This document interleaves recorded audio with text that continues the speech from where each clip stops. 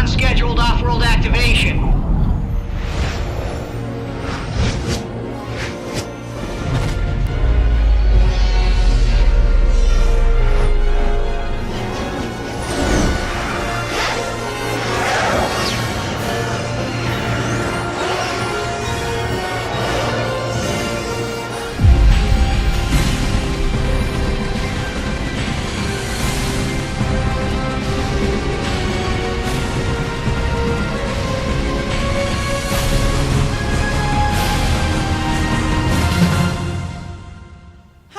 Here in Telford. All right. That's Grace, isn't it? She's the one who kicked me in the shin in the photo shoot. You're the one who kept me awake last night through the hotel room, didn't you? Yeah, she did. She's cute. She's cute. Brother's asleep. Well, now that we've seen all of you probably 25 times, how many pictures can you have signed? Anyway, not enough. So we've had a wonderful time here in Telford, haven't we? Huh? Beautiful weather, lovely people. The venue is rather cavernous, I will give it that. No, it's great. I loved it. It's big. This has been really nice, and now that my jet lag is over, I've finally physically arrived in the UK. Oh, lucky you. I'm going home. What can you do? That's the way it works. That way, it takes 4 or 5 days to get acclimated, and then it's bye-bye. Yeah, that's true. Luckily, you're stuck with me for the next month, so. Yeah. Woo! Yeah. I wish I was staying longer. Claudia, isn't it amazing? Of all the things, I think I've never seen such popularity, such a love for Babylon 5 as with this particular group. It seemed to have been much more popular here than even in the States. I mean, I do I do conventions. I'm going to be going to Philadelphia next Thursday, and I've just I woke up thinking about it this morning. I said, Tron has been the only thing I've been hyping for a while, and it's been the majority of things, and very little Babylon 5, even less Scarecrow, those other things that I did. But this was really all Babylon 5, as far as I'm concerned. There's a lot of Delens out there.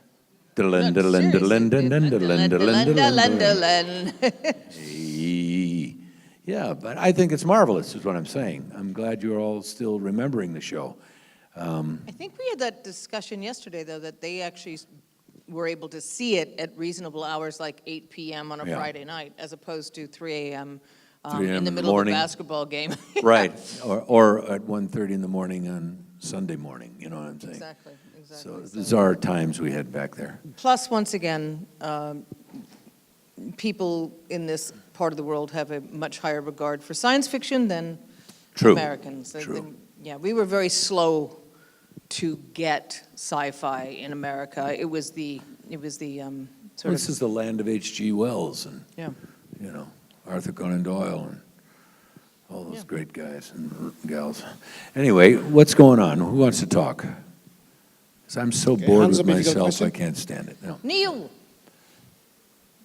We're gonna work Neil out here. He's gonna be running. Yes, sir. Psy-Cop. Yes. You revisited Sheridan in the Lost Tales anthology. That from the time it was supposed to be the first of many, although they only made the one. How was it revisiting Sheridan? And Claudia, would you have revisited Ivanova for future productions? I don't know if it's the microphone or you're holding it too close, but I didn't hear a bloody word you were saying. I know there's something about Lost Tales. Perhaps just holding it out a bit and then saying it. I apologize. There was the Lost Tales DVD set, and you briefly returned to the role of Sheridan. It was supposed to be the first of many. Yes. How was it revisiting the character after so long? And Claudia, would you have revisited Ivanova if you had the opportunity? It's about that DVD thing. It was basically a experiment JMS had with Warner Brothers. He wanted to show, and he wanted to direct. So he directed 2 1/2 hours, if you'll notice, on that disc. It was the reason it didn't go any further is strictly a monetary and business decision, as I know it. That's all I know. It was the last dying gasp, in a way. But I enjoyed doing it. It was great, you know. So I don't know if we'd have gone. It's like I don't know how we'd answer that because it did not. Was go it any an further. adult movie? Yeah. Oh, okay. Yeah, it was a would've- porno. yeah, that would have been Space fine. porno. Yeah. Yeah, space porn. Yeah, they wouldn't. I don't think that's really gone over very No, big no, in this community. But I think the storyline that I had, I would have loved to have had that somewhere. Maybe it was a storyline that he had thought about for later seasons or something. But we were talking about this just a few minutes ago. But it would needed to be in at least an hour-long episode. It was truncated down to a half an hour. Well, that's just to get Bruce started, but that's okay. Huh? What? No. What? It takes me an hour to get started. Are you kidding me? What are we talking about? Okay. Anyway, I don't know if I answered All that these question, inside but jokes are just going, it's right? yeah. Thank you, Okay. Verena. Hi, Thanks for Anybody else? Next question was Come on, here. let's talk, because you know what? This is the last day. Let's have fun. Talk. Somebody, Yep. To both of you, if you were to work collaboratively again, what do you think you would want to work together on? I'm sorry, what? If what? If you were to work again together collaboratively, what do you think you'd be worked together on? Oh, Bruce and I? Gosh, I would love to do comedy with him because, frankly, I think we both thought Babylon 5 was a comedy for a long time. And we were admonished every single day and actually broken up. Yes, we did. We I laughed said that a yesterday. lot. We were kicked off many a set just for being ourselves. Yes. So Yeah, yes. I agree. Anyway. Totally. Yeah. In No, the we future, did. No, I'd love to do a comedy. I'd like to do a comedy with her. I think that would be fun. He's a funny man, and I don't get a chance to, you too. I mean, we don't, you're not a I'm funny not a man. funny man. I know. Okay. But, Been rumors, but those have been dispelled by all of those men that I slept with in that corner of the room. Thanks for supporting me. Look at him with his mouth agape. Did I really? did she really say that? No, he's trying to remember. He's like, was that Halloween 1998? Yeah, let's go with it. Yeah, so that would have been Probably fun, too. something like that. I would like to do something. We're definitely not going to be doing a musical. No, and I think doing something probably in outer space type of thing would be a little too spot on. I would like to do something different. Yeah. You know what I'm saying? I mean, I'm not saying that one, Action, a comedy adventure. in space. I would like to do one of Claudia's books. History. Like history, but with a little sword and sorcery type of thing, right? Well, believe me, Wolf's Empire, I can see him as many characters in that book. Because we so- don't get an opportunity. My big thing that I love is Game of Thrones. Peter Dinklage is the only American in the thing, and that's fine. I would like to have something where I could play that kind of period or medieval, or I've never gotten really to do that genre, part of the genre, and I think that would be cool, wouldn't it? And I'm sure a lot of you don't know that I actually wrote a script for Bruce called The White Buffalo, which Yes, we The haven't White revisited Buffalo. in years. Yeah, I know. Family movie, but Native American theme. Yep, I love that one too. Yeah, it was a great But- part. Oh, thank you. Okay. You're a another- bit young to play the child. Need about a 9-year-old. Anything to get attention. Anyway, okay, who else? There is a fellow back there. Yes, sir. Hello, folks. Great to see you again. Last July was a particularly dark month, unfortunately, with the passing of Jerry Doyle. Do you have any particular, special, fond memories with him when you sort of with him? God. Well, I think we both he was such a maniac, but yeah, I think we all loved him. You understood Jerry. Jerry had he may have had many problems or whatever. We all do, right? But he had the biggest heart, and yes, I know, he did. Well, right? Am I right? He had a big heart. Jerry Doyle was one of the funniest, most brilliant, energetic, fun guys that I've ever had the honor to work with and Yes. call my friend. And he and Bruce spent an inordinate amount of time as not just co-stars, but friends, so Yeah. it's just kind of... We always had fun, especially in these type of things, right? It's just kind of a weird thing, you know, it's like every once in a while somebody says, oh, do you miss Jerry? And I forget, oh yeah, he's gone. So Yeah, me it's an awkward thing because it really is still kind of fresh in all of our minds, and we miss him dearly, and we loved him very much. Lovely man.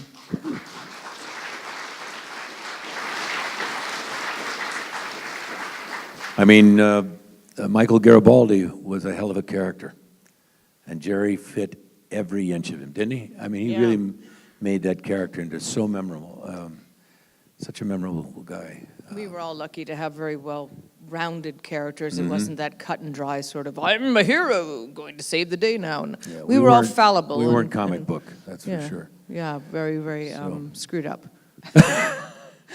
We were- Much although like we were- normal people. Yeah, like normal people. We were flawed people, you know. Flawed We had is our- good. That's a good one. Anybody else?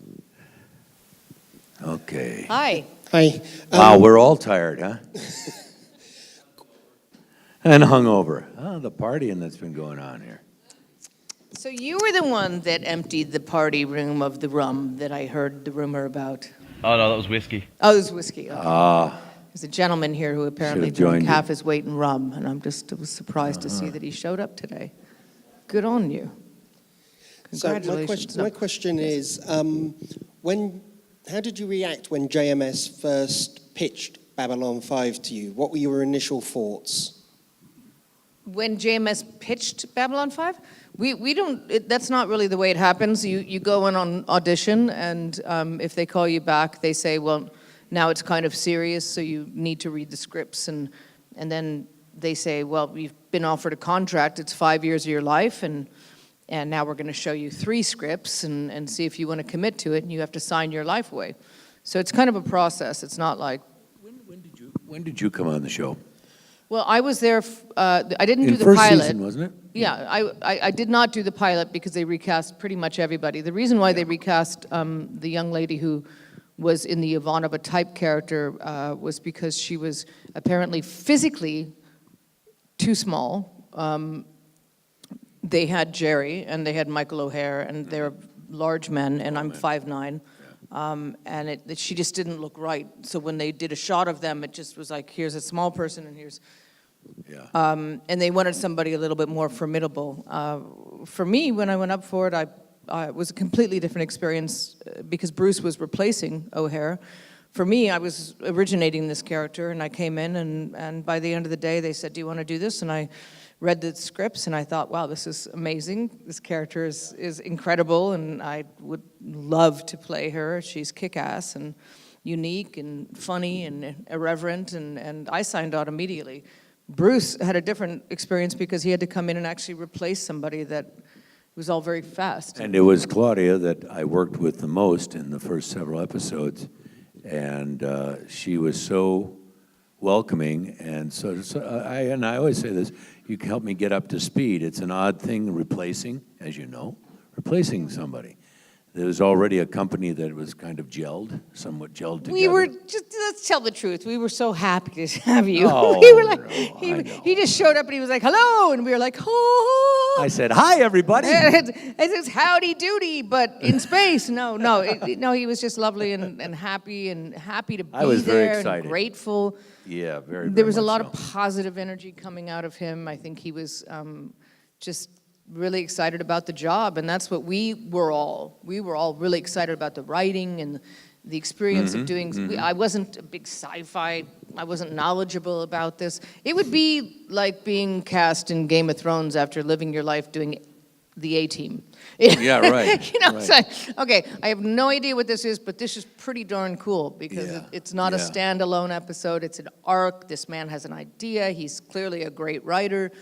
So it was very exciting for all of us, It I was. think. I think what's fun about Babylon 5 is that when it was made, it was still kind of taboo to make continuing stories. In television, they wanted beginning, Standalone. middle, and end, standalone, because in syndication, they would just throw them on reruns, you know, after they were, when you did 5 seasons, that's 100 Get episodes. residual checks. Yes, you do. And also you can sell it to Right, they would sell them to other markets and stuff like that, and it was just easier. Now, if you notice, and speaking of Game of Thrones and everything else, HBO, Netflix, Serials. keep going. It's all, even old network television that Yeah. used to taboo Well, this. soap operas. Yeah, I mean, now we have continuous sagas, and you binge watch them, And Babylon 5, Yeah. in that way, was a bit ahead of its time. There were other examples, but it wasn't as prevalent. I've been in television a long time, and it was always standalone.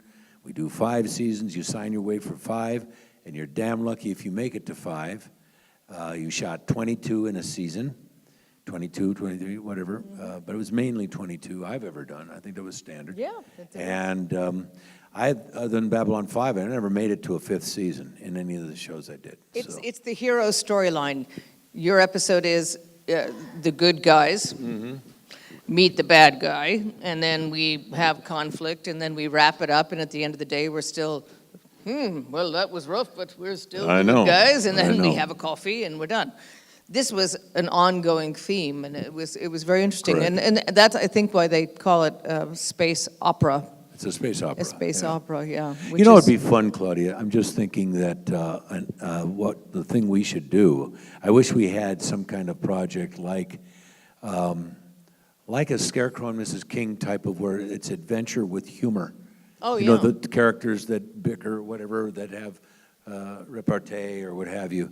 That would be the fun thing to do. Well, that's what Bruce where- loves history, too. I loved... I would love to do something that is in a historical I period. loved doing Highlander, and you would have been perfect for I that, would have- because we could have been on horses and doing Western and then going And me in to a medieval kilt, time. can you imagine? He's hot in a kilt. Come No, on now. kilts, you know what I'm saying? Regimental, my dear. Hey. Yeah, I mean, that kind of thing is exciting for an Or actor to be cleaving able- someone in two with a broadsword. Yeah. Yeah. We're not going to bring up broadswords. Okay. There are children in the audience, thank you. It's a sword. Daggers, Daggers, yeah. yes. Broadswords, a bit much. No, but like to say, your books, it's in an imaginary period, I take it, but Yeah. it's a medievalish era, all right? But you could, like what Quantum Leap did. I could see you doing something like that, where you just I'd love to do visit that. on anytime, Yeah. Anytime. I'm a big fan of Outlander. Outlander, And I think too. it's one of the successful time travel stories. Time travel is very tricky to do, writing-wise. And, Oh, yeah. And Yeah, I they think they do do it it very very successfully. They did do it very well. Yeah. Big fan of that one. Can't wait. While you you're have to wait texting so my long. mom, can you please tell my dad that I won't be home for dinner? But that's great. Thanks. Same. Just remember, I always outranked you. So don't worry Okay? about it. This is the guy in Stargate, right? This is the commander, isn't that right? Major. Yes, I know I was going to say. Yeah, well, I know. But it's the captains who have to do the dirty work. Anyway, what else? Anybody? Got another question. We don't want to go home early, do we? Come on. Oh, I know we'll be on for an hour now. Yes. Oh, thanks. Before I ask my question, the part of the country I'm from, down south, there's a lot of castles that go from Victorian right back to the War of the Roses, the English Civil War. And I think you would look absolutely fantastic in a suit of armour. I've worn it myself, and I think you'd pull it off very, very well. Just Thank wanted to you. say that. My question is, obviously you both played different types of characters in different shows and movies and so on and so forth, westerns, the femme fatale, not you, Bruce, Claudia, obviously. I just intrigued, and I don't know about anybody else, but what got you into acting in the first place? That's my question. What got you into acting? Oh, why did we go into acting in the first place? I didn't want to work for a living. What was the Actually, it one is hard career I could be most rejected in for various reasons? No, for me it was very simple. I had 3 older brothers, got on stage one day, and actually people were paying attention, which was rare. If you're a baby girl and you've got 3 older brothers who are constantly beating you up and stealing the limelight. So for me it was storytelling, just being able to express something to somebody. Never seemed like it would be hard or easy. It just seemed like something that I was meant to do. And over the years was when I finally realized, oh, wow, this actually is hard. And I got really lucky in the beginning, and I was very fortunate to work in the 1980s and 1990s when there was a normal, to me, film and television casting system where I didn't go up against men or people of color or, it was just me and 3 white women, and we would all go up for the same role. Now it's completely changed. And it's, I was telling Bruce the other day, the NCIS gig, that he was on NCIS and I was on NCIS in January. And I think he already had established his role, but I was up against an African-American man, a white woman. For the same role? Yeah, oh yeah. It was just called Belgian mule or mole or whatever. And that was it. And it didn't matter what sex or creed or color or race we were, kind of lumped all into one thing. So it's changed a lot, and it's become a lot more difficult to actually have opportunities to work. So got to diversify. But in the beginning, it was just really fun, and when you worked, it was great. And when you didn't work, you kind of panicked. And I think as you get older, you diversify and you find other things to fill your heart with joy, and you hopefully find other ways to make money. And but for me, I feel very blessed that I worked when there were 4 channels on TV. When Babylon 5 was on TV in the UK, there were literally 4 channels, and that was it. So nowadays there's 4,000? BBC 4, and then it's CBS and CBS, NBC, ABC, and whatever your local 11 station. Yeah, local station was. And then Fox That's came it. along on Channel 11 or that's whatever. Yeah. Now there's like 9,000 channels about gardening and puppies. So, yeah. Yeah, so many choices, and I don't sit and watch that much television anymore. My case, I'm kind of like at the end, not at the end, I'm kind of not wanting to work so hard anymore. Kind of been there and done it. Some of it you have to be much younger to do. I'm not saying I'm old, but I'm just saying that the energy level it takes to work on television, hour-long television, I used to say it was the trench warfare of, if I hear people complain when they work on a sitcom where they would come in for a week at 3 o'clock in the afternoon and sit down at a table read and read the story over and over again. Then on Friday they would tape it. I want to die. I have been That's the in a ideal freezing job. That's a great job. But I was always out in some freezing or out in the desert or something. Loved every minute of that, but it was hard work. Long hours, early mornings to late at night. Well, you also have to understand things have changed. Like now they have these $100 a day jobs where they say, "Oh, but it's the union." Yes. But it's SAG signatory, low budget, ultra scale. Yes. Like I'm going to actually sleep with you and pay you to have me in the film. Right. No, it's unbearable, and you work about a 16-hour day, and at the end of the day they go, "Okay, here's your pittance. Here's your $50 for your Yeah. 16-hour day." The money is different too. Only that 1% at the very top makes the big bread anymore. Well, Also, good for what them. changed for us in the business is movie stars who were no longer filling the seats in movie theaters. Their agents were telling them, it's time for you to do television. And for some reason, HBO started this. They started casting people that were working movie stars, and people who recognized, and started coming down. Well, the people that predominantly did television suddenly weren't casted anymore. And they're all doing commercials, too. Yes, they are. We were talking about Feud last night. I mean, look at that. Jessica Lange, Yeah. Susan Sarandon, Yeah, they Catherine were Zeta-Jones. I mean, everyone's big won an movie Academy. stars. Kathy Bates is in it. I mean, you've got... So it's changed a great deal, and so it's made the rest of us have to fight a little harder, I guess. The rest of us We get do what's dog left. food commercials if we're lucky. Yeah. I wouldn't mind a good dog food commercial. No, a good Anyway. dog food commercial But would be great. for myself, I just got into it because I did it in high school, and it was something I could do. I felt, and it was just like, I love the way you just said it. Just something I felt I could do and It came natural, Yeah. right? Yeah, it just felt right. It felt Just- right. It just And, felt right. We've been doing it our entire adult lives, and you were even younger, right? When did you start? I started when I was 5 years old in a play, and I got my first professional gig, my first TV series when I was 17. There you go. Yeah. There you go. So. Which was before talkies. Yeah. That silent era, man, that was something else. 1983, which seems like before talkies. Yeah, yeah.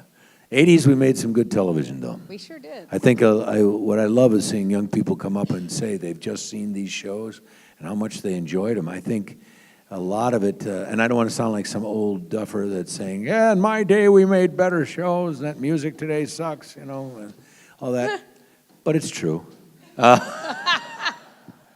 We made good shows. They were entertainment. We weren't hitting you with some kind of an activist message and all that kind of stuff. We actually just wanted you to sit down for an hour or a half hour, whatever, and be entertained, take you out of your life for a little while and allow you to a little relaxation, you know.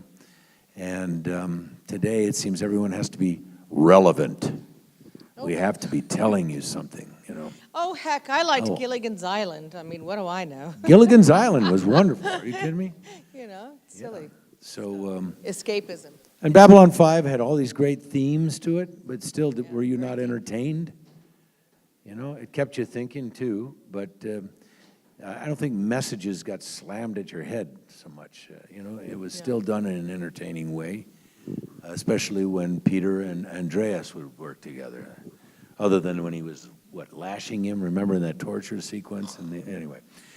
But those guys were scene stealers, and you know as damn well as I do that I would go and watch them just to be entertained. Yeah. If I wasn't in a scene, sometimes I'd sit down at the camera and watch these guys because Like they were. watching Macbeth or something. Just Yeah, it was extraordinary. amazing, amazing Shakespearean. characters, great actors, and Miss Andreas a great deal too. Yeah, we do. Yeah. A man who was so happy to be in the skin of that Narn. He was. He wasn't so happy being in his own skin, as I think, as I look back on it. No, I think he was much more comfortable in the mask. He was truly in the mask. And so, Speaking anyway. of which, have you guys seen the documentary about Dave Prowse? I'm Your Father? Yeah, that was actually Is there very one? well made, yeah. Really? It was interesting. It was. I am your father, thought it was- Luke. I'm your father. Huh? It's on Netflix, UK. Yeah, it's on Okay. Netflix UX as well. It's actually very well made.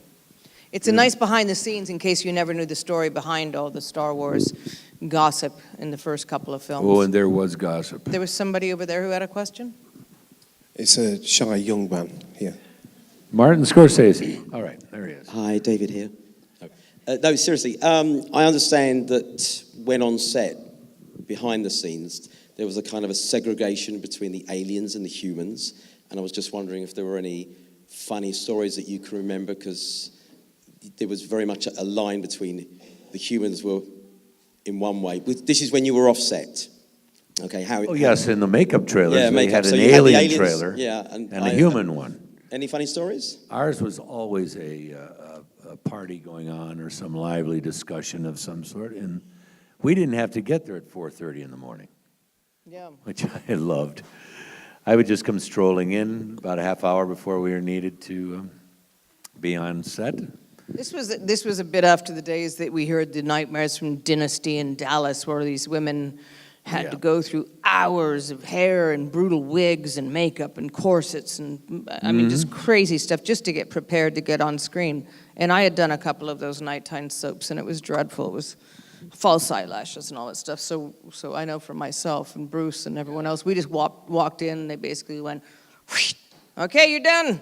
Get out there." And the aliens were literally in there Mira from and 3 o'clock in Billy the and- morning. Oh, my God. living through hell, you know, all the pieces Mira back hated then. it. She hated the bone. I will reveal that, and I'm sure Yeah. she said it. They had eye infections. They had issues. Well, I said yesterday. I said that what the original. Who was the actress? The original Natoth. Natoth had to quit because she couldn't take it. The, Just couldn't take it. Mary. Yeah, those red eyes just destroyed her own eyes. So she had to She get just out of said, I cannot do this job, Yeah. and I quit. So it's not easy, that prosthetic stuff. Mm-hmm. Somebody over there had a question? Yes, this lady over here.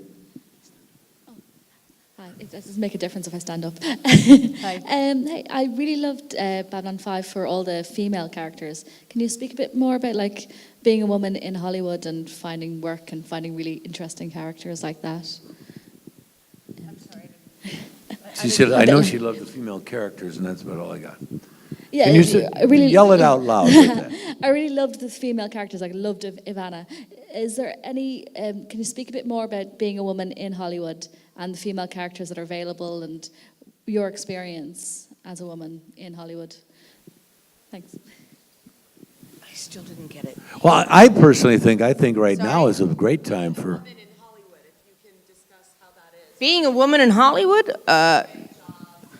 you know, I think there just comes a time when you have to say, if I haven't made it to the point where I really am happy, then once again, I believe in diversification. You've got to diversify. You have to go, write books, make documentaries, open a nonprofit, do other stuff, start, getting a degree in psychology or drug and alcohol counseling or whatever, just to fulfill your heart. Because the bottom line is, especially nowadays, there are very few roles for Caucasian women in their 50s, period. And those roles go to women with much greater careers than someone like me, much more accolades and Oscars and things. So you just have to, either take your lot and say, okay, I'm happy with that.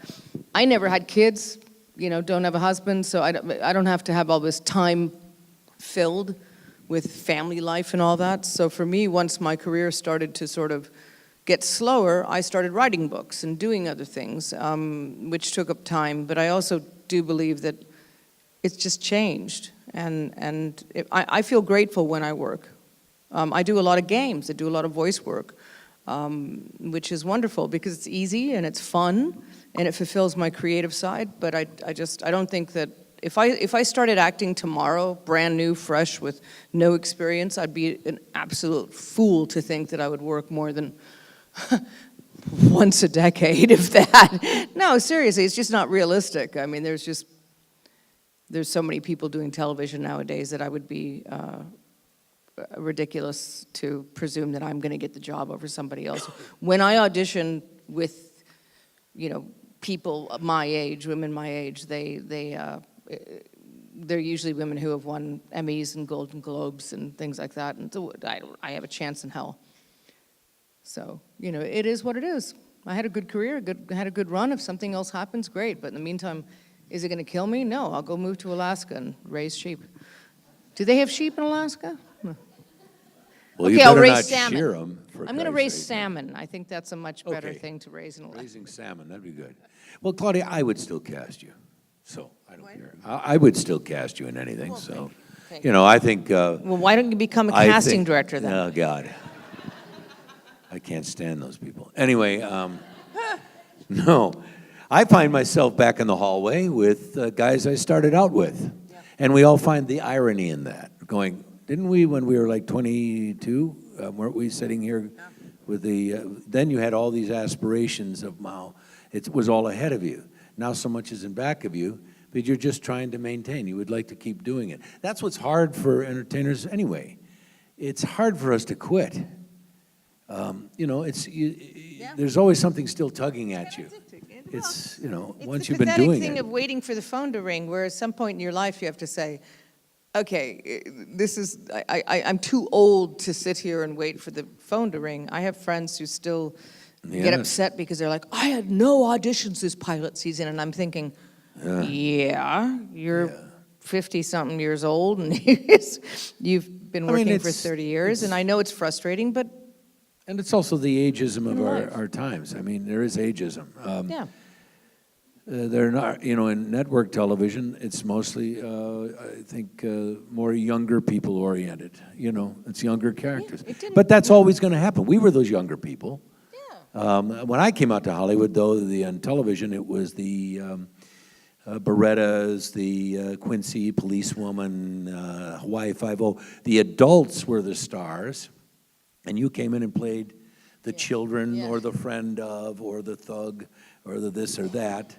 That's We what were I started also- in. We were kind of in the tail end of an almost a studio system. The I mean, studio system, yeah. When somebody would fall in love with Bruce Boxleitner in NBC, he became the NBC boy. That's right. You know, I know that I worked in a lot of. I was CBS You for were over a CBS, yeah. decade. Yeah. And I had to do their movies. Yeah. But if I did this series on the hiatus between seasons, I would put you in a 2-hour movie, or so that they could promote your series as well. The series. That wasn't so bad. It was pretty cool, I'll tell you. But I don't know that they do that anymore. I'm not sure. But it's always because there's always new young faces come out. We were all the new young faces at one time. Yeah. And what's hard is when you're not quite that new young face anymore. You're a face Like that's I been said, around for a while. Be And, grateful for what we yeah, have. I am grateful for every job I get now. And, it's fun again. Yeah. Because you don't do it every day. Exactly. No, it is. Here we Enjoy are what you do. bemoaning our washed-up careers. Oh, my God. This Oh, must bore stop you to it. death. Oh, stop We it. love doing this stuff. We love it. It's hard. Somebody else? Yes. Okay, question here. Where's that? Ben. Hi. Ben? How do you like that uniform? Huh? That's from Babylon 5. That's not a knockoff. You That's, said he stole it. well, you weren't supposed to say that, Claudia. Jeez. Ben did not steal it. He got it legitimately. Borrowed it. Okay. Go, Okay, Ben. I got a question for both of you. If JMS goes along with this idea of rebooting Babylon 5, sorry, Bruce, I don't know. Yeah, it's don't okay. like that word. But if he does that and goes to you and offers you to pick a role as a guest star or recurring character or something like that, which role would you pick? Well, I think the only obvious role would be the characters we played. It would be awful hard to come back come and do another role in it.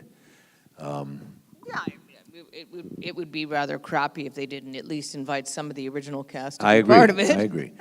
Since I've been here, I've changed my mind. If you wanted to do it, it's hard in one. I just feel it's hard in one angle because to capture that, whatever it was, is very difficult. It's going to be a brand new thing, right? Yeah, but I It's think hard to we- capture. I think we could have some do really it, but I'm nice saying, scenes. Yeah. I use agree. Those same characters. I would do it. Yeah, I suppose. Yeah, and we would be much Yeah, better. I think I don't know how Sheridan would come back. It depends on what the story is. How you in science fiction you can do so many Defibrillator. things. I would come with the defibrillator. I'd come riding back over the rim, going, "Oops, it didn't work," and Teddy bear flying by. But I don't know. I mean, I suppose it would be. It was all a dream. Oh, that's the worst. Oh my God! ploy. And that's Come one they on. always go to. Yeah, That's been used to death. That old, it was a Dallas. dream. Remember, he was in the shower. He came out of the shower, and she goes, "A whole season went by." Yeah. But you know what? He's a creative guy. If he wanted to really seriously do it, he'd find some way to make it work. Because if anyone knows science fiction and this type of genre, it would be He could do it. He was, encyclopedia of it. So he could do it. He'd find a way, some kind of, Ploy. ploy. Yeah. We have a Klingon who's asleep there. My God, someone get a camera. Hello. I know. Yes. Well, You have the microphone, don't you? I do. We've got one gentleman over here. a Klingon fell asleep. This sort of follows on from a lot of the questions that we've been asked so far. You spoke very passionately, both of you, yesterday about the ending of Babylon 5. You spoke about anger, you spoke about the way things ended with the money. If someone had given you the reins and the power to that series after season 4, what would you have done? How would you have developed the story? If somebody had given us the reins after season 4 to do something with the show, I think it should have been ended exactly after 5 seasons if he could have told it the way he wanted to tell it. That's Yeah. my attitude. Yeah. I think that had he not had to smush everything into 3 and 4, and he would have been able to have that breadth and that time and that ability to write beautifully, I think that would have been a perfect 5 seasons, but that's just my opinion. Well, that's it. Even then, it was a series in the 1990s, which we still did 5 seasons. Centauri penises alone would have taken Well, that up at was least a whole a season. That was a whole spin-off. I mean, that would come have on. been a whole, Yeah, and 6 Peter would have loved to have episodes. had his own show on that one. But Centauri genitalia tonight at 8. 6 episodes. 6 episodes only. But I One don't for know. each. You know, this is all speculation, my friend. I mean, it happened the way it happened. I left pissed off. I make no bones about that. And he's still pissed And I'm off. still a little angry about it. I love doing that show so much. I would have been happy to do it for 10 years. Yeah, Easily. no, it was a great show. You Great know, writing. and I think it had that much mileage yet. But, you know, you also, the reality is this is what he intended, and we all, in our way, tried to help him get to that finish line. And after the 4th season, when it looked like we were done, Yeah. right, it was sadly disappointing. And then TNT came along like the cavalry in the last reel and saved the day. And then it went into changes that, well, you know, my least favorite part of it. Yep. Because Can't a lot of take changes away- went on, but we can't turn it around. We can't go back in time and change it. Fact was, they were great characters. And that Right. was a And beautiful we had to writing. live with them. Beautiful And, writing. you know, the writers may write them, and but we're the ones that live them. And we're the ones that take them off in the trailer, in our dressing rooms at night, and put them in the closet to get them Unless you're to Bill the- Mooney, and then you drive home in your mask That's true. and get pulled That over famous by story. the police. Yeah. Billy went up to the traffic light, and he was still wearing his bone on his head, and an officer came up right next to him. Did he get pulled over? He actually did get pulled over because Yeah. he used to have a Porsche, and he was He was driving a speeding. Porsche as a. He wanted to get home for his daughter's recital or something, and it was very awkward because they looked at the driver's license and went, okay, so you've grown a bone. Let's see. You don't look like this guy at all. Definitely don't know you from Lost in Space because now you have an entire another head on your head. Yeah, so that was awkward. Yeah. Anybody else? Okay, this is our last question, unfortunately. Last question. There we go. Okay, I'm going to talk about something that probably riles every single fan in here. But what do you think it is? Why do you reckon that Babylon 5 is picked on so much in The Big Bang Theory, with Sheldon hating it? All the other guys love it, but Sheldon hates it. You know, but the sad thing about that is they never really got an Ivanova or somebody in there to defend should have had us come in. Babylon 5. They should have gone to a There was one, convention, yeah, there and was we one, were there. you one know? character loved Babylon 5, and then Yeah. Sheldon hated it. You know, so I think Yeah. it should have been Leeward, it should have been Nimoy and Boxleitner going fisticuffs. Come on, man. Nimoy and Boxleitner. At least they mentioned us. Yes. So yes, they did, what was the comic? Family Guy? Saturday Night Live. What's No, his what, name? yeah, but Family Guy did too. They Yeah, did a Family whole- Guy you know, did. They did an episode And on that actually is a compliment to the show, that course it it had is. entered pop culture. You know, and I would have loved to have done. I think we should have. I was hosting a event at the Beverly Hills Hotel one night. It was a producers awards dinner. Everybody has an awards dinner, and it was all television producers in there. And there's Chuck Lorre in there, and I wanted to. I think where you keep going. Go on, ask him. Get on there. You should do a guest appearance on, you know. But who's the guy? Pardon me. Saturday Night Live. His wife murdered him. I'm sorry. In real life. Yeah. Huh? Oh, Phil Hartman. Oh, Phil Hartman. Yeah. Did a part where they were at a convention or something or other, and he was an actor. And he said, I'm sorry, I have to leave. I have lunch with Bruce Boxleitner. Really? Yeah. Babylon 5, it was like some sci-fi convention. He said he had to leave or something in one of the skits that they did. And You're so huge. See I was that? huge. I was on that's huge. Family Guy. What was I on, honey? American Dad. Boxleitner. What a pro. And Kate Jackson and I came in and did 2 lines where we're Scarecrow and Mrs. King checking into a hotel on Family Dad, yeah, or whatever it was. I don't think I want to know the end of that American story. Dad. No. It didn't go there, believe me. Even 4 years of the series, it didn't go there. So, anyway. So that's it. Ladies and gentlemen, Thank please you. show your appreciation. Yes. Claudia Christian Thank and you. Bruce Boxleitner. Still screaming.